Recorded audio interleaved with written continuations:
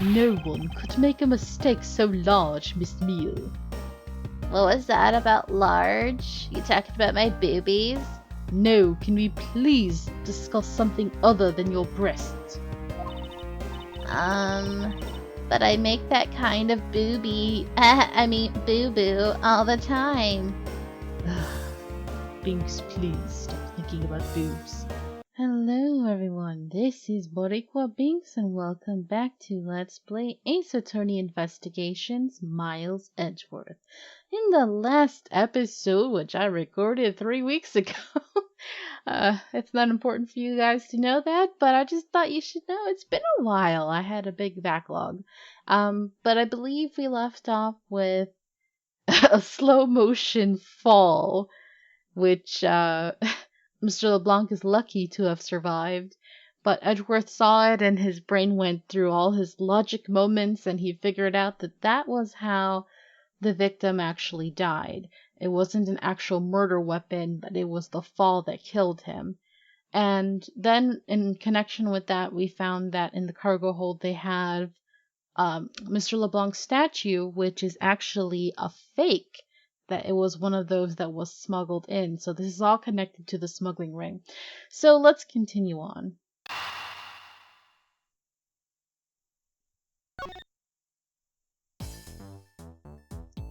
Oh yeah, I forgot there's gonna be a long story, apparently. No! Dang it, LeBlanc. No, I don't want to hear your long story. Better grab a chair, sir. Sounds like this is gonna be a long story. Mr. LeBlanc, I regret to inform you, and you have my heartfelt sympathy, but... What is it? Sympathy? For what? You'll see. I'd like you to compare the eyes. Yay, Edgeworth saved us from the long story. Okay. That large fellow there has very bright and pretty eyes compared to you. Oh! Oh my god, first LeBlanc was like crushing on the victim, and now he's crushing on Gumshoe? What? LeBlanc, are you the gay icon we've all been looking for? Gosh, I hope not. I wasn't talking about the two of us. And anyway, Phoenix loves my eyes, so that's all that matters. I meant the eyes of the statue in front of us and the one in this photo. Why the sudden yelling? Now then. Oh! It is a photo of the statue on display at the museum in Europe, with that sexy man right there. Ugh. I hope you did not just do what I think you just did, just because you saw a handsome man. No, I did not! Now do you see, Mr. LeBlanc? The statue before us is a fake. A fake! Okay, sir. There's no wind inside the plane. I believe that even further examination will be required.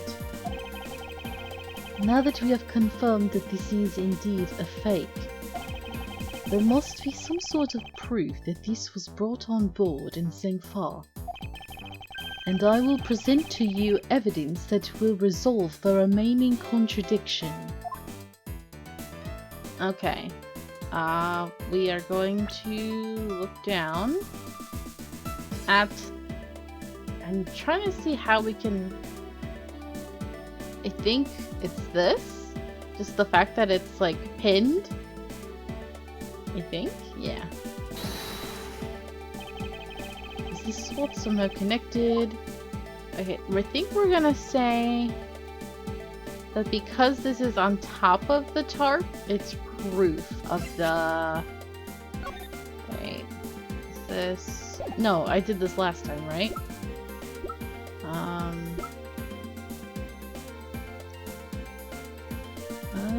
Where is it? Where is it? Is it this? No.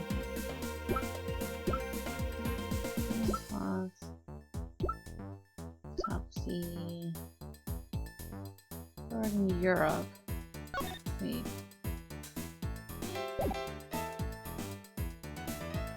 Is it this? Ah, shoot. This is what happens when you don't play in weeks. Because the main issue is the fact of when it was boarded, right? So I think we're gonna say either that or or is it this one?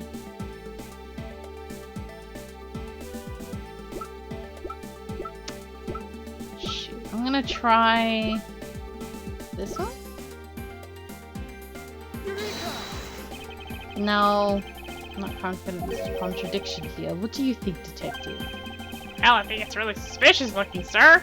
My well-trained gut tells me so. You see, well then I must be mistaken. How come when I answer confidently, you take that to mean we're off course, sir? I'm very sure that it has to do with the fact that this is on top of it. What's this? The statue looks like it's stepping all over its neighbor's cloth cover. Kinda resembles its owner's attitude in a sense. You, what did you say now? Further, my clothing's hem is not being stepped on by anyone. It is too expensive for me to allow that to happen. Please forgive the trespasses of my subordinate. Why should I forgive if the dress passes? Unless it is an expensive dress, you keep it. Okay.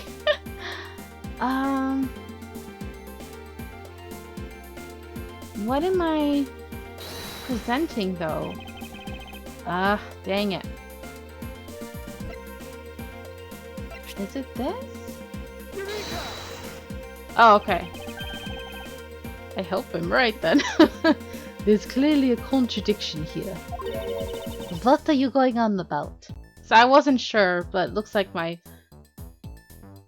guess was correct though, kind of. It's just a simple case of a cargo cover getting stuck under another piece of cargo. Ah! That is not possible! Oh, I was doing the wrong accent for her, wasn't I? Just a little bit. I'm rusty. But it is. It shouldn't be this way. But the statue is on top of the cloth. Supposing that the neighboring piece of cargo was brought on board in Zengfa, there is no way that any part of it should wind up under something from Europe. Which means that this fake statue was smuggled up on board in Zengfa. But then, what about the cargo certificate? Let me ask in return, what about Agent Hicks? Why did he come down here in the middle of the flight? There is only one reason why. To secure proof of smuggling activity aboard this flight. So you say, but I don't believe he had to do that mid-flight.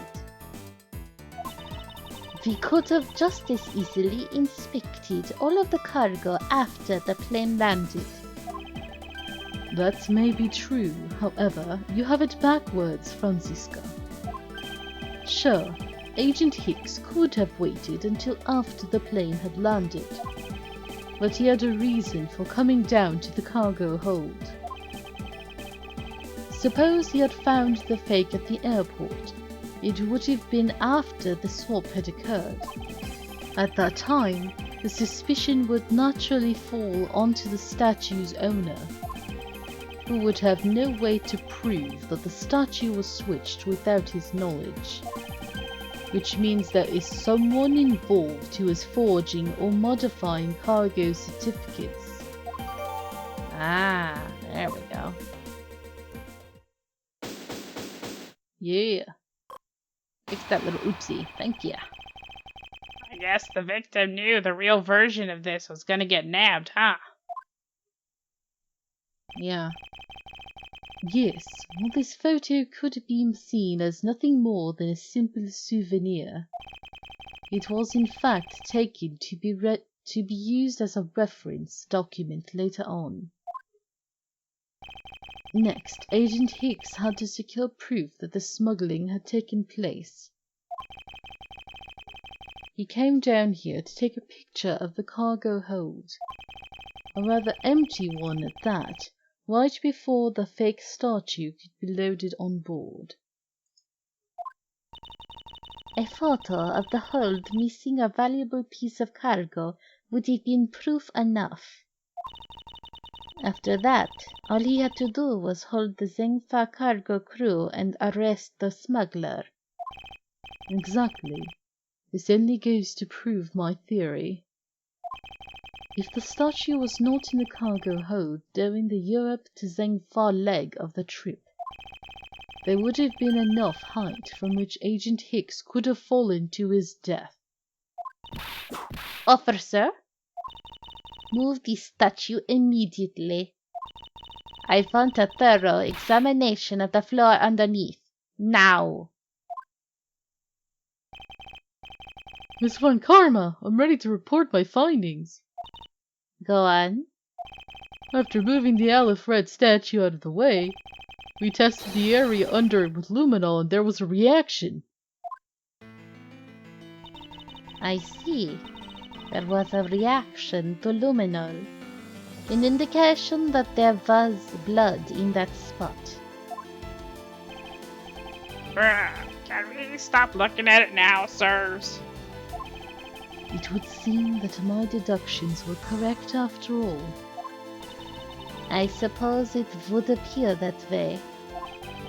The culprit cleaned the blood up well. And how do you think the killer did that? How did the killer clean up all the blood? I mean, that's pretty obvious. With this cloth. The killer used the bloody cloth I found inside the suitcase to clean up the mess. I see.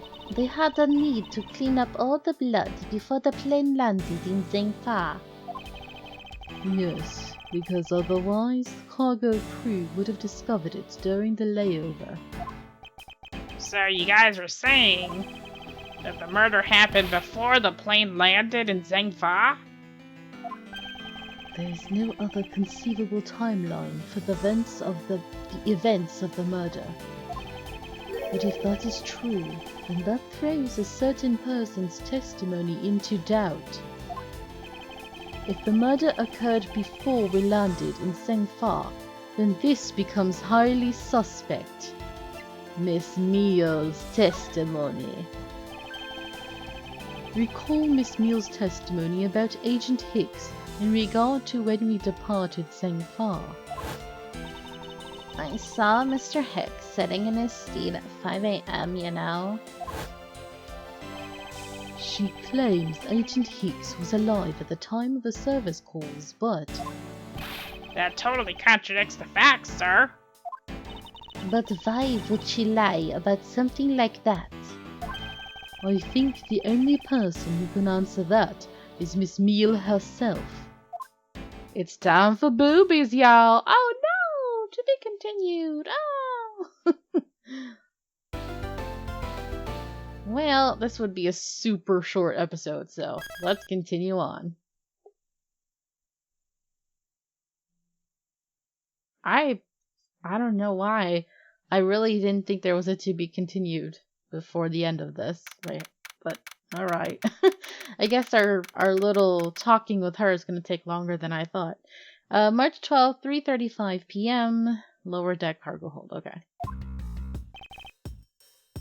Miss Meele. Miss Meele, stop blowing yourself. Huh? I thought I was motorboating, not blowing. Shut up. Do you recall what you said earlier? About when you answered some service calls as we were departing from Zengfa? Huh? You said that Mr. Hicks was sitting in his seat at that time.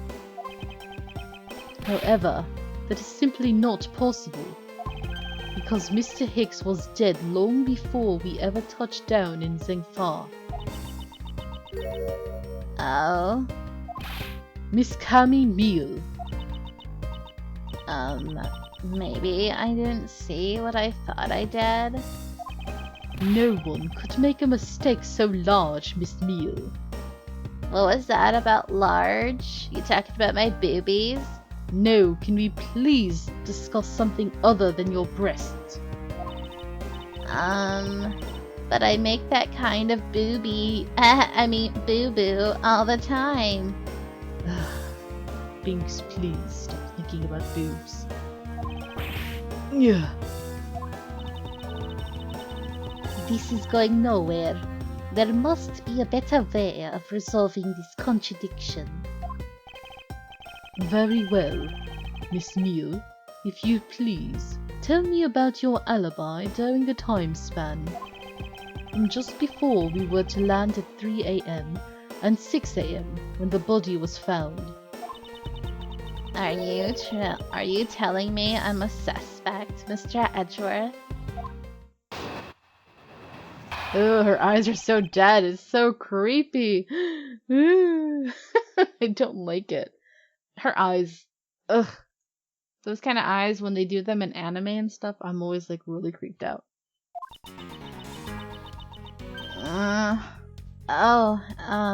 Yeah.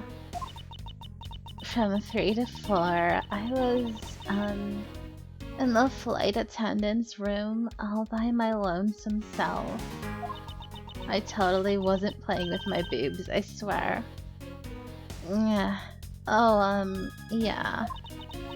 And from 5 to 6, I was, in the flight attendant's room all by my lonesome self. This time I was playing with my boobs. How is a man supposed to react to a testimony like that? I mean, other than the talk about boobs, it was such utter nonsense. Miss Meele, wake up!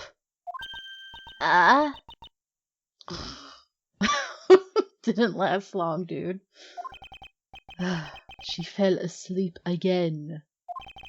It looks like the only way I'm going to be able to wake her up is by pressing her. With my logic, not physically pressing her, I swear.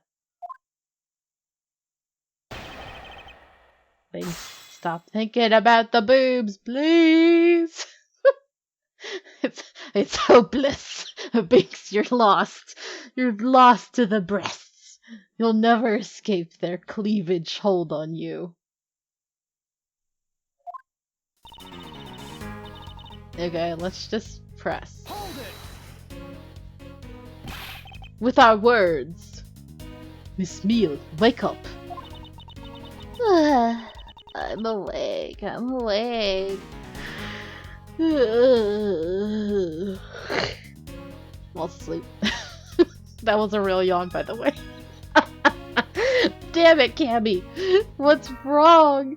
Look what you've done to me! You made me think about boobies, you made me sleepy. Ugh, I hate you. Miles Edgeworth, I demand that you do something about this flight attendant this instant. Why ask me to wake her when you can finally put that whip to an appropriate use? I don't want to whip her. I don't want to hear her enjoy it. Headcanon that this woman is not Francisca's type. Alright, come on, girl. If I remember correctly, food was being served in first class in the lounge between the hours of 3 and 4 a.m. Yeah, but that kind of stuff's run by Miss Rhoda. Then what were you doing in the attendance room at that time? Eating, and then having a most delicious dream. It was naughty. I'll bet it was. I mean, stop talking about that kind of thing and focus, please. You mean you were neglecting your duties? No way. Sleeping's part of our job too, you know. No, I don't think it is. Miss Meele, how many times do I have to repeat myself? Wake up! I'm awake, I'm awake. Franziska, just whip her already. I don't care if you don't want to hear her moaning. Yes. No! Why'd you come shoot? Yes, no! Ouch! What did you whip me for, sir? Ooh, what did I miss? She's wide awake now. She's like, ooh, did I miss out on some kinky action? Ooh, don't let me miss out, please. A poor detective being on the receiving end of a lash in your stead. Because Franziska's too kind, apparently? I don't know. Really? Sorry about that. You can make amends for that by continuing with your testimony. Alright. Hold it! So, you were alone the entire time, were you? Yeah. No one else even popped their head in to say hi. Oh, well, I think a contradiction just popped in to say hi. Oh, your smartass remarks give me life, Edgeworth. What should I do? Should I raise an objection? Hell yeah! Miss Meele, there is a clear contradiction embedded in your testimony. Huh? What are you talking about? It's not possible that you were alone in the attendance room the whole time from 5 to 6 AM. It would be... Wait. Yeah. Take that! I wonder if you would be so kind as to take a look at this receipt, Miss Meele. Huh? A receipt? For what? It's for the suitcase Miss Tenero bought. Now, if I may direct your attention to the timestamp. As you can see, it clearly says 5:40 AM, Miss Tenero. Yes? Huh? Why is the killer here? I thought you'd have her locked up by now. I requested that she be present as a witness so that we may straighten out your complex lie. Now then, Miss Tenero, between the hours of 5 and 6 AM, you took a trip from first class down to the first floor in-flight shop, correct? Yes, I went to the shop to buy a suitcase. After which, I went straight to the attendance room to drop it off. And did you see Miss Meele there at that time? No. So, Miss Meele, where were you really between the hours of 5 and 6 AM?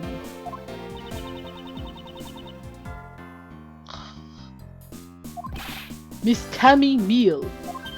Huh?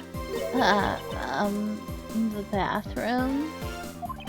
I'll be the one to ask the questions here. Yeah, maybe that's it. I probably just missed her. Nature called, you know. Do you take me for a fool? That's a little too convenient to be true. But it's the truth. Cross my heart. Here, you want to see me actually cross it? No, I don't want you to touch your breasts. Please stop distracting me. I don't have enough conclusive proof to counter-argue her at this stage. You don't believe me, do you? But please, won't you give me a chance and hear me out? Reason for suspicion. Look, I know you're suspecting me because I'm one of the crew. But you'd think then maybe you should also suspect Miss Rhoda, too. She's the one in charge of the elevator keycard and the shop, you know. If you ask me, that makes her super suspicious. You know, when are you gonna stop pointing your finger at Miss Rhoda? Please leave Miss Tenero out of the conversation. Only you are under suspicion for now. I don't get it. Why are you covering for Miss Rhoda all of a sudden? What does she have that I don't? Oh, now I get it. Maybe you've got your eye on Miss Rhoda. I didn't know you were bi. Of course I'm keeping an eye on her. I can't very well let her escape, can I? Edgeworth. It just went right over his head. Oh, Lord. You're so adorable and naive in certain ways. Never mind. But you want to know something? Miss Rhoda actually kind of light. I have absolutely no interest in people who can't appreciate my sense of design. Don't you dare tell him I have a crush on him, okay? He's like, I don't care. I'm gay. Leave me alone. Now's not the time for this sort of talk. Alright. Well, we will have this sort of talk in the next episode. Thank you guys so much for watching. I hope you're enjoying this. I'm trying to get back into the swing of recording. Can't believe it's been 3 weeks since I've recorded either Valhalla or this game. So anyway, until next time, have a nice day. Bye! Thanks for watching. If you enjoyed this video, please leave a like and subscribe if you haven't already. And also make sure to ring the bell for notifications for new episodes. You can follow me on Twitch, where I stream every week. And also, follow me on Twitter for updates. Until next time, have a nice day. Adios!